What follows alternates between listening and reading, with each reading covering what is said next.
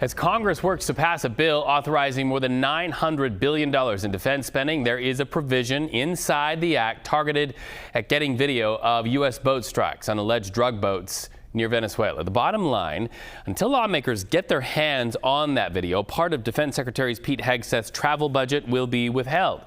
CBS News congressional correspondent Caitlin Huey-Burns is live from Capitol Hill. So Caitlin, that provision raised some eyebrows. So what are lawmakers saying about the bill on the Hill? Well, Reed, here's the thing with a bill that's over nearly 900 pages long.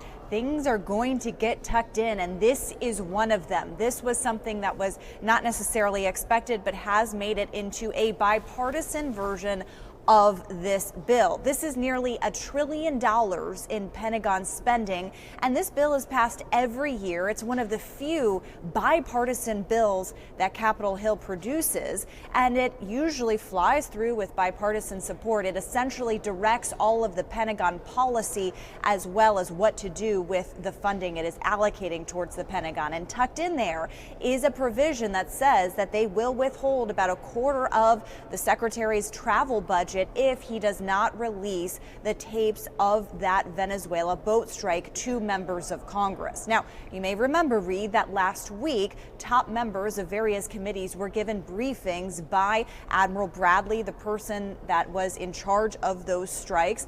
But there are questions that remain among rank and file members who also want to see that video evidence. So if this passes this week, as it is expected to do, though there could be some logistical hurdles, we're waiting to see whether this gets through the House, that provision could prompt the Pentagon to release these tapes.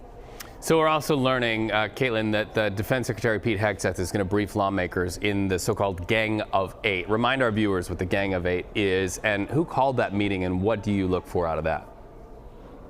Yeah, Reed, so the Gang of Eight up here includes the top leaders of both parties in both chambers on the Hill. So think of Speaker Johnson, Hakeem Jeffries, and various leaders in both parties, as well as the chairman and ranking member of the Intelligence Committee in both the House and the Senate. This is a